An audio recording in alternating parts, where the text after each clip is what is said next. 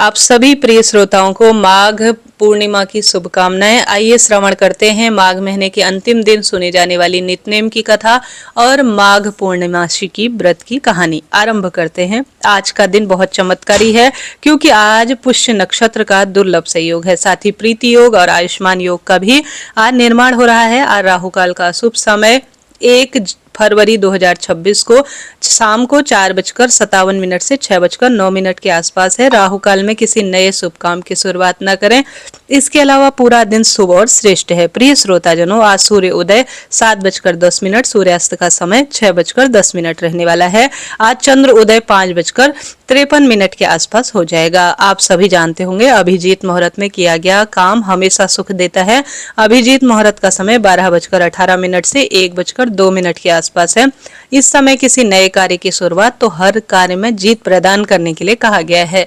अमृत काल का शुभ समय सुबह 5:49 से 7:28 के आसपास है। अमृत काल में किसी नए शुभ काम की शुरुआत करते हैं तो शुभ ही शुभ माना जाता है। और साथ ही आज चर का चौघड़िया सुबह सबसे सुंदर है 8:33 से 9:55। लाभ का चौघड़िया भी सुबह 9:55 से 11:17 के आसपास है। मैं प्रिय श्रोताजनों इसी समय आप सभी को आज का पंचांग शुभ और अशुभ समय बताती हूँ जो आपके काम का रहता है। तो आप रोज सुनना चाहते हैं तो आप चैनल को सब्सक्राइब करें। अब पूर्णमासी व्रत की कथा श्रवण करते हैं। पूर्णिमा व्रत कथा अनुसार द्वापर युग में एक समय की बात है। यशोदा जी ने कृष्ण भगवान जी से कहा, हे कृष्णा, तुम सारे संसार के उत्पन्न करता, पोषक और उसके संहार करता हो। आज ऐसा कोई व्रत मुझसे कहो जिसके करने से मृत्युलोक में स्त्रियों को विधवा होने का कोई भी भय न रहे तथा वह व्रत सभी मनोकामनाओं को पूर्ण करने वाला हो। तब भगवान श्री कृष्ण कहने लगे, माता, तुमने अति सुंदर प्रश्न किया है। मैं तुमसे ऐसे ही एक व्रत को सविस्तार कहता हूँ। सौभाग्य की प्राप्ति के लिए स्त्रियों को सबसे सुंदर और श्रेष्ठ 32 पूर्णमासी व्रत करना चाहिए। इस व्रत को करने से स्त्रियों को सौभाग्य संपत्ति मिलती है। यह व्रत सचल सौभाग्य को देने वाला और भगवान शिव के प्रति मनुष्य की भक्ति को बढ़ाने वाला है। यशोदा माता कहने लगी, कृष्णा, सर्वप्रथम इस व्रत को मृत्युलोक में किसने किया था, इसके बारे में मुझसे विस्तार से कहो। श्री कृष्ण जी कहने लगे, इस भूमंडल पर एक अत्यंत प्रसिद्ध राजा चंद्रहास से पालित अनेक प्रकार के रत्नों से परिपूर्ण कातिका नाम की एक नगरी थी। वहां धनेश्वर नाम का एक ब्राह्मण था और उसकी स्त्री अति सुंदर रूपवती थी। दोनों ही उस नगर में बड़े प्रेम के साथ रहते थे। घर में धन धान्य आदि कोई भी कमी नहीं थी। उसको एक ही बड़ा दुख था कि उसके कोई संतान नहीं है। इसी कारण से बहुत दुखी रहते थे। एक दिन बड़ा तपस्वी योगी उनकी नगरी में आया। वह योगी बाकी सभी घरों में भिक्षा मांगकर भोजन किया करता था, लेकिन उस घर से बिल्कुल भी भिक्षा नहीं लेता था। एक दिन योगी गंगा किनारे भिक्षा मांगकर प्रेम पूर्वक भोजन ग्रहण कर ही रहा था कि धनेश्वर ने योगी को यह सब करते हुए देख लिया। भिक्षा अनादर से दुखी होकर धनेश्वर योगी से बोले, और सभी घरों से आप भिक्षा लेते हैं परंतु मेरे घर की भिक्षा कभी क्यों नहीं लेते, इसका क्या कारण है। योगी कहने लगे कि आपके धर्म में हमें इस बात की आज्ञा नहीं देता, क्योंकि अभी आप गृहस्थ जीवन में एक सुख से पूर्ण रूप से वंचित हैं। आपके घर संतान होने पर ही मैं आपके घर से पूर्ण रूप से भिक्षा स्वीकार करूंगा। उन्होंने कहा कि जिसे संतान नहीं है उसके घर से भिक्षा लेने पर से मेरा भी पतन पूर्ण रूप से निश्चित रूप से जो है पतित हो जाऊंगा। इस भय से मैं आपके घर से भिक्षा नहीं लेता। धनेश्वर यह सब बात सुनकर बहुत दुखी हुआ और हाथ जोड़कर योगी के पैरों में गिर पड़ा और दुखी मन से कहने लगा कि आप मुझे संतान प्राप्ति के लिए उपाय बताएं। आप सर्वज्ञ हैं, मुझ पर अवश्य ही कृपा करें। धन की मेरे घर में कोई कमी नहीं है, लेकिन संतान न होने के कारण अत्यंत दुखी रहता हूँ। आप मेरे इस दुख का हरण कीजिए। यह सुनकर योगी कहने लगे, तुम चंडी की आराधना करो। घर पहुंचकर उन्होंने यह सारी बात अपनी पत्नी को बताई और खुद वन में चला गया। वन में पहुंचकर उसने चंडी की आराधना की और उपासना की। चंडी ने 16 दिन उसको 16 दिन बाद उसको स्वप्न में दर्शन दिए और कहा कि हे धनेश्वर, जा तेरे पुत्र होगा, लेकिन उसकी आयु सिर्फ 16 वर्ष होगी। 16 वर्ष की आयु में ही उसकी मृत्यु हो जाएगी। अगर तुम दोनों पति पत्नी साथ में 32 पूर्णमासी का व्रत करोगे तो वह दीर्घायु हो जाएगा।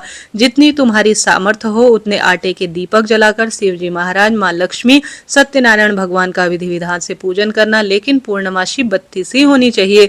सुबह होते ही तुम्हें इस स्थान पर एक आम का पेड़ दिखाई देगा, उस पर चढ़कर एक फल तोड़कर अपने घर ले जाना। अपनी स्त्री को इस बारे में जरूर बताना। सुबह स्नान होने के बाद वह स्वच्छ होकर शंकर जी का ध्यान करने पर उस फल को खा लेते हैं।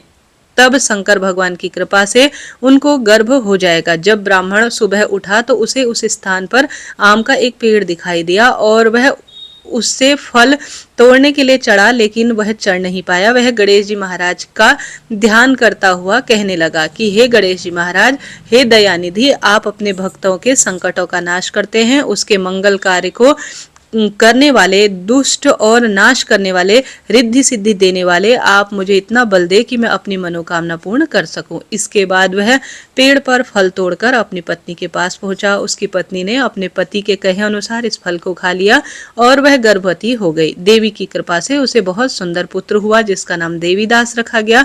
माता पिता के हर्ष और शोक के साथ वह बालक बढ़ने लगा। भगवान की कृपा से बालक बहुत ही सुंदर था, सुशील और पढ़ाई लिखाई में निपुण था। दुर्गा जी के कथन अनुसार उसकी माता ने 32 पूर्णमासी का व्रत रखा। जैसे ही 16वां वर्ष लगा, दोनों पति पत्नी जो है बहुत दुखी मन से कहने लगे कि कहीं उनके पुत्र की अब मृत्यु ना हो जाए। उन्होंने सोचा कि अगर उनके सामने यह सब हुआ तो वह बिल्कुल भी देख नहीं पाएंगे। तभी उन्होंने देवीदास के मामा को बुलाया और 1 वर्ष के लिए देवीदास को काशी पढ़ने भेज दिया। 1 वर्ष के बाद उसे वापस लेकर आ जाना। देवीदास अपने माता पिता के साथ एक घोड़े पर सवार होकर अपने मामा के साथ चल दिया।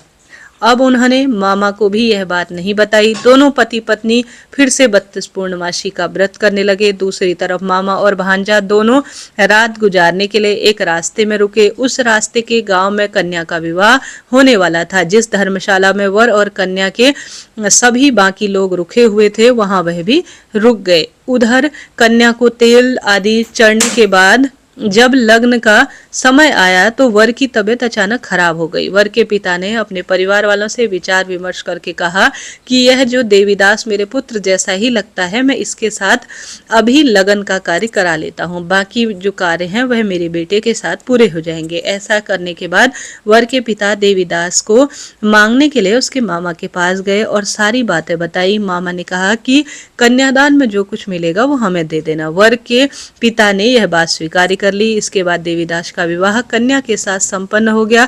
इसके बाद वह अपनी पत्नी के साथ भोजन न कर सका और मन में विचार करने लगा कि न जाने उसकी पत्नी किस स्वरूप में होगी। यह सोचकर उसकी आंखों में आंसू आ गए। तब वधू ने पूछा कि क्या बात है, आप उदास क्यों हो? तब उसने सारी बातें पत्नी को बता दी। तब कन्या कहने लगी, यह ब्रह्मा विवाद के विपरीत है। आप ही मेरे पति हैं, मैं आपकी ही पत्नी रहूंगी, किसी अन्य की कभी नहीं। तब देवीदास ने, ऐसा मत करिए क्योंकि मेरी आयु बहुत कम है, मेरे बाद आपका क्या होगा? लेकिन उसकी पत्नी नहीं मानी और बोली, स्वामी आप भोजन करिए। दोनों रात में सोने के लिए चले गए। सुबह देवीदास ने पत्नी को 4 नगों की जड़ी अंगूठी दी और एक रुमाल दिया और बोला कि हे विप्र, इसे लो, हे प्रिय, इसे लो और संकेत समझकर आप एक चित्त हो जाओ। मेरे मरण और जीवन जानने के लिए एक पुष्प वाटिका बना लो, उसमें सुगंध देने वाली एक नव मल्लिका भी लगा लो। उसको प्रतिदिन जल से सींचना और आनंद मंगल के साथ खेलो कूदो और भगवान का चिंतन करो और ध्यान भजन करो। जिस समय मेरा प्राण का अंत होगा उस दिन यह फूल पूर्ण रूप से सूख जाएंगे। जब यह फिर से हरे हो जाए तो सोच लेना कि मैं जीवित अवस्था में हूँ। यह समझाकर वह भगवान का नाम लेकर चल पड़ा। इसके बाद जब वर और बाकी बाराती मंडप में आए तो कन्या ने उसे देखकर कहा कि ये मेरा पति नहीं है, मेरे पति वह हैं जिसके साथ रात में विवाद हुआ था। इसके बाद में इनके साथ मेरा विवाह नहीं हुआ। अगर वह यह वही है तो बताए कि मैंने इन्हें क्या दिया है और साथ ही कन्यादान के समय को आभूषण जो मिले हैं वह भी दिखाए। कन्या की सारी बातें सुनकर वह कहने लगी कि मैं सब जो वो लड़का था कि मैं ये नहीं जानता।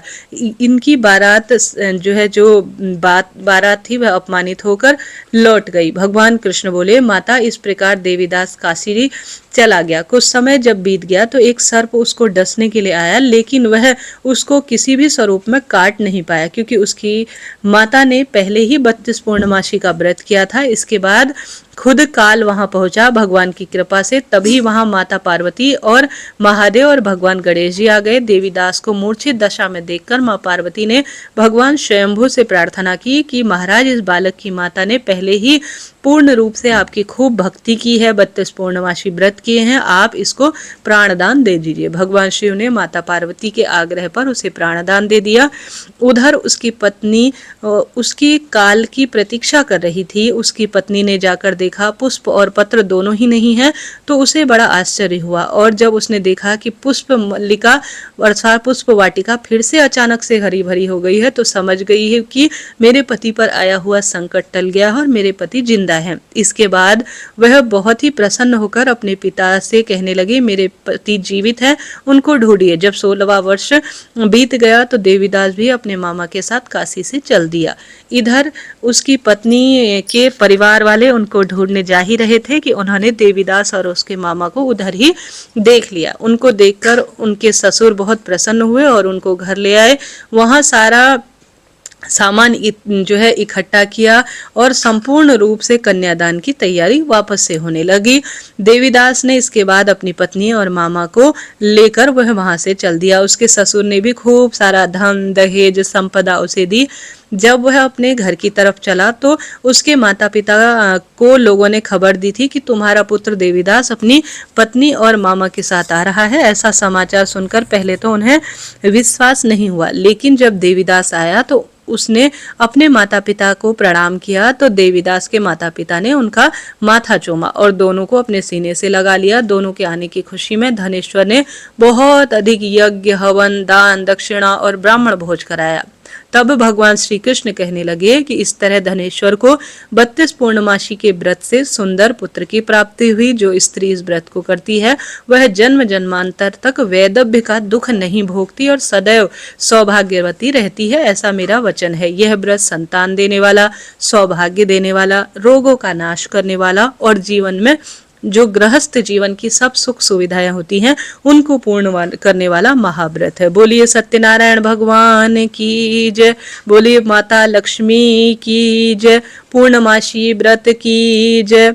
हे श्री कृष्ण भगवान, हे यशोदा मैया, हे पंचदेवी देवताओं, जो भी आज प्रिय श्रोता इस कथा को सुन रहे हैं, जयकारे भर रहे हैं, हुंकारा भर रहे हैं, उनके जीवन में खूब सारी खुशियां देना। कहानी में कोई भूल चूक हो, अधूरी हो तो उसे पूर्ण करना और सभी के कार्य सिद्ध करना। बोलिए कृष्ण भगवान की जय। नित्यनेम की आइए कथा श्रवण कर लेते हैं। नित्यनेम कथा अनुसार इस कथा को सीता माता कहती और भगवान श्री रामचंद्र जी सुना करते थे। एक दिन भगवान श्री रामचंद्र जी को किसी काम से बाहर जाना पड़ा तो माता सीता कहने लगी कि भगवान, मेरा तो 12 वर्ष का नित्यनेम का नियम है, अब आप बाहर जाएंगे तो मैं अपनी कहानी किसे सुनाऊंगी। श्री रामचंद्र जी ने कहा कि तुम कुएं के पाल के पास जाकर बैठ जाना और वहां औरतें पानी भरने आएंगी तो उन्हें अपनी कहानी सुना देना। माता सीता कुएं के पास बैठ गई। एक स्त्री आई, उसने रेशम की जरी की साड़ी पहनी थी और सोने का घड़ा लिया था। माता सीता उसे देखकर कहने लगी कि बहन, मेरा 12 वर्ष का नित्यनेम सुन लो। पर वह स्त्री बोली कि मैं तुम्हारा नित्यनेम सुनूंगी, पर मुझे घर जाने में देर हो जाएगी और मेरी सास खूब लड़ेगी। उसने अपनी कहानी नहीं सुनी और वह चली गई। उसकी रेशम जड़ी साड़ी फट गई, सोने का घड़ा मिट्टी में बदल गया। सास ने देखा, पूछा कि यह किसका दोष अपने सर लेकर आई है। बहू ने कहा कि कुएं के पास एक औरत बैठी थी, उसने कहानी सुनने के लिए कहा, लेकिन मेरे पास समय नहीं है और मैं नहीं सुन पाई, उसी के कारण मुझे यह फल मिला। बहू की बात सुनकर अगले दिन वही साड़ी और घड़ा लेकर सास कुएं के पाल के पास गई। सास को वहीं सीता माता मिली तो सीता माता ने कहा कि बहन, मेरी कहानी सुन लीजिए। सास बोली कि एक बार छोड़ मैं तो 4 बार आपकी कहानी सुन लूंगी। राम आए, लक्ष्मण आए, देश के पुजारी आए, नितनेम का नेम लाए, आओ राम बैठो राम, तपी रसोई जीमो राम, माखन मिश्री खाओ राम, दूध बताशा पियो राम, सूत के पल का मोठो राम, शाल दुशाला ओढ़ो राम, शाल दुशाला ओढ़ो राम, जब बोलूं जब राम ही राम, राम सवारे सबके काम, खाली घर भंडार भरेंगे, सबका बेड़ा पार करेंगे, जय श्री राम, जय जय राम, जय श्री राम। सास बोली कि बहन कहानी तो बहुत अच्छी लगी। कहानी सुनकर सास घर चली गई और उसकी साड़ी फिर से रेशम जरी की बन गई। मिट्टी का जो घड़ा था सोने का हो गया। बहू कहने लगी, सासू माँ आपने यह सब कैसे किया? सास ने कहा, बहू तू तो दोष के लेकर आई थी, लेकिन अब मैं दोष उतार कर आई हूँ। बहू ने फिर पूछा कि वह कुएं वाली स्त्री कौन है? सास बोली कि सीता माता थी, वे पुराने को नया कर देती है, खाली घर के भंडार भर देती है, वह लक्ष्मी जी का घर में वास करा देती है, आदमी की जो भी इच्छा हो उसे पूरा भी करा देती है। बहू बोली कि ऐसी कहानी मुझे भी सुना दो। सास बोली कि ठीक है, ध्यान से सुना। सास ने कहानी सुनानी शुरू की। राम आए, लक्ष्मण आए, देश देश के पुजारी आए, नितनेम का नेम लाए, आओ राम बैठो राम, तपी रसोई जीमो राम, तपी रसोई जीमो राम, माखन मिश्री खाओ राम, दूध बताशा पियो राम, दूध के पल का मोठो राम, शाल दुशाला पोठो राम, शाल दुशाला ओढ़ो राम, जब बोलो जब राम ही राम, राम सवारे सबके काम, खाली घर भंडार भरेंगे, सबका बेड़ा पार करेंगे, जय श्री राम, जय श्री राम, जय जय राम। कहानी सुनकर बहू बोली कि कहानी तो बहुत ही अच्छी है। सास ने कहा कि ठीक है, इस कहानी को रोज कहा करेंगे। अब सास बहू रोज सवेरे उठती, नहाती धोती, पूजा करने के लिए नितनेम की सीता की कहानी कहती। एक दिन उनके यहाँ एक पड़ोसन आई और बोली कि बहन जरा सी आंच देना। तो वह बोली कि आंच तो अभी हमने नहीं जलाई है। पड़ोसन ने कहा, तुम सुबह 4 बजे से उठकर क्या कर रही हो? फिर उसने कहा कि सुबह उठकर हम पूजा करते हैं, फिर सीता माता के नितनेम की कहानी कहते हैं। पड़ोसन ने उसकी बात सुनकर फिर से कहा कि सीता माता की कहानी से क्या तुम्हें मिला है? वह बोली कि सीता माता की कहानी कहने से घर के भंडार भर जाते हैं, पुत्र, विवाह, नौकरी, रोग, कर्ज, परेशानी दूर होती है, सारे काम सिद्ध हो जाते हैं, मन की इच्छा पूरी हो जाती है। पड़ोसन कहने लगी कि बहन तुम ऐसी कहानी मुझे भी सुना दो। वह बोली ठीक है, ध्यान से सुनो तुम भी। राम आए, लक्ष्मण आए, देश के पुजारी आए, नितनेम का नेम लाए, आओ राम बैठो राम। इस तरह से पूरी जो कहानी थी वो सुना दी। सारी कहानी कहने के बाद पड़ोसन कहने लगी, बहन कहानी तो बहुत अच्छी लगी। अब वह पड़ोसन भी नितनेम से सीता माता की कहानी कहने लगी।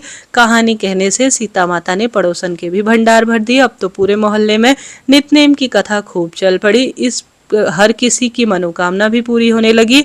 हे सीता माता, जैसे आपने उनके भंडार भरे वैसे ही आप हमारे भी भंडार भरना, कहानी कहने वाले भी और कहानी सुनाने वालों के भी खूब खूब सबकी कामना सिद्ध करना। बोलिए सीता माता की जय, श्री रामचंद्र भगवान की जय। रविवार है, पुष्य नक्षत्र है, आदित्य हृदय स्रोत। आइए हिंदी में संक्षिप्त रूप से श्रवण कर लेते हैं। आदित्य हृदय स्रोत अगस्त ऋषि की रचना है और भगवान सूर्य को समर्पित यह स्रोत शक्ति और बुद्धि का संचार करने वाला है।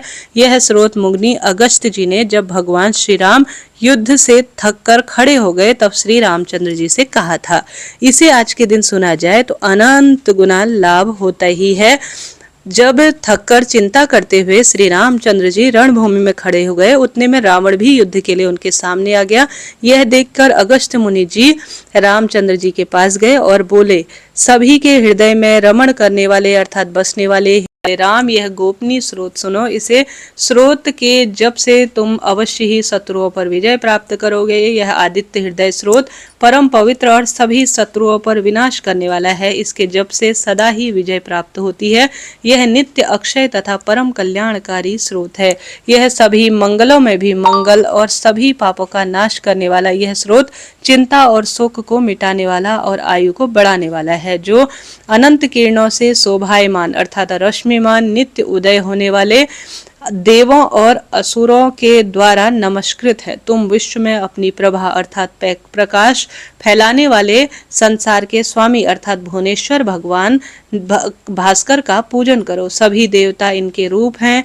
ये देवता अर्थात सूर्य अपने तेज और किरणों से जगत को स्फूर्ति प्रदान करने वाले हैं। यही अपनी किरणों अर्थात रश्मियों से देवता और असुरगण आदि सभी लोगों का पालन करते हैं। यही ब्रह्मा, शिव, स्कंद, प्रजापति, इंद्र, कुबेर, काल, समय, यम, चंद्रमा, वरुण आदि को प्रकट करने वाले हैं। ये पितरों, वसु, साध्य, अश्विनी कुमारों, मरुदगण, मनु, वायु, अग्नि, प्रजा, प्राण और ऋतुओं को जन्म देने वाले प्रभा के पुंज है। इनका नाम आदित्य, सविता अर्थात जगत को उत्पन्न करने वाले, सूर्य अर्थात सर्वव्याप्त, खग, पूषा, भगस्तिमान अर्थात प्रकाश करने वाले, सुवर्ण दृश्य, भानु, हरणीयता, दिवाकर और हरिदस्य, सहस्त्रार्ची, सप्त सप्ती अर्थात 7 घोड़ों वाले, मरुचिमान अर्थात किरणों से सुशोभित, तिम्रो मंथन अर्थात अहंकार का नाश करने वाले, शंभु,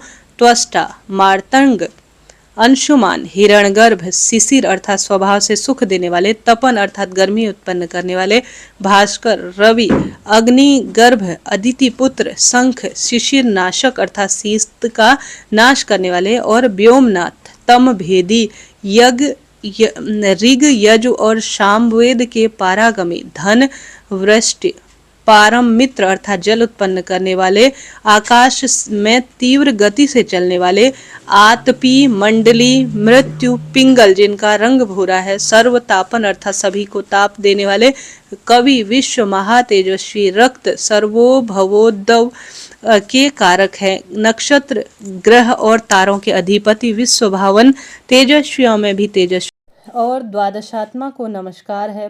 पूर्व गिरि उदयांचल तथा पश्चिम गिरि अस्तांचल के रूप में आपको नमस्कार है। ज्योतिर्गणों अर्थात तारों और ग्रहों के स्वामी तथा दिन के अधिपति को नमस्कार है। जो जय के रूप हैं, विजय के स्वरूप हैं, हरे रंग के घोड़े से युक्त वाले भगवान को नमस्कार है। सहस्त्रों किरणों से प्रभावान आदित्य को बारंबार नमस्कार है। उग्रवीर और सारंग सूर्य देव को नमस्कार है। कमलों को विकसित करने वाले प्रचंड तेज वाले मार्तंड को नमस्कार है। आप ब्रह्मा, शिव, विष्णु के स्वामी हैं। सूर्य आपकी संज्ञा है। यह सर्वमंडल आपका तेज है। आप प्रकाश से परिपूर्ण है, सबको स्वाहा करने वाली अग्नि स्वरूप है।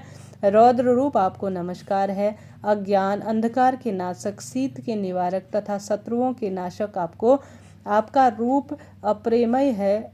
कृत घनों का नाश करने वाले देव और सभी ज्योतियों के अधिपति को नमस्कार है। आपकी प्रभा तप्त स्वर्ण के समान है। आप ही हरि, अज्ञान को हरने वाले, विश्वकर्मा अर्थात संसार की रचना करने वाले, तम अर्थात अंधकार के नाशक, प्रकाश रूप और जगत के साक्षी आपको नमस्कार है। हे रघुनंदन, भगवान सूर्य देव ही सभी भूतों के संहार, रचना और पालन करते हैं।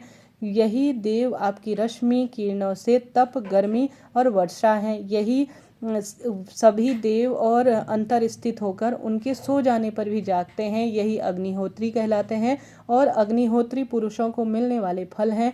यही वेद, यज्ञ और यज्ञ से मिलने वाले फल हैं। यह देव संपूर्ण लोगों की क्रियाओं का फल देने वाले हैं। हे राघव, विपत्ति में, कष्ट में, कठिन मार्ग में और कभी भय के समय जो सूर्य देव का कीर्तन करते हैं उसे दुख नहीं सहना पड़ता। तुम एकाग्र चित्त होकर इस जगतपति देवादिदेव का पूजन करो। इनका आदित्य हृदय स्रोत 3 बार जप करने से तुम अवश्य ही युद्ध में विजय प्राप्त करोगे और असीमित शक्तियां तुम्हें मिलेंगी। हे महानुभाव, इसी क्षण तुम रावण का वध कर सकोगे। इस प्रकार मुनि अगस्त्य जिस प्रकार आए थे उसी प्रकार लौट गए।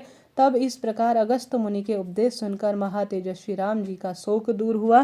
प्रसन्न होकर वह प्रयत्नशील हो गए। परम हर्षित और शुद्ध चित्त होकर उन्होंने भगवान सूर्य की ओर 3 बार देखते हुए आदित्य हृदय स्रोत का 3 बार जप किया। इसके पश्चात श्री रामचंद्र जी ने धनुष उठाकर युद्ध के लिए आए हुए रावण को देखा और उत्साह से भरकर सभी यत्नों से रावण का निश्चय ही संहार किया। तब देवताओं के मध्य में खड़े हुए सूर्य देव ने प्रसन्न होकर श्री रामचंद्र जी को ओर देखकर निशाच राक्षस के राजा के विनाश का समय निकट जानकर प्रसन्नता पूर्वक कहा, अब जल्दी करो, अब जल्दी करो, अब जल्दी करो। प्रिय श्रोताजनों, इस तरह से यह आदित्य हृदय स्रोत है।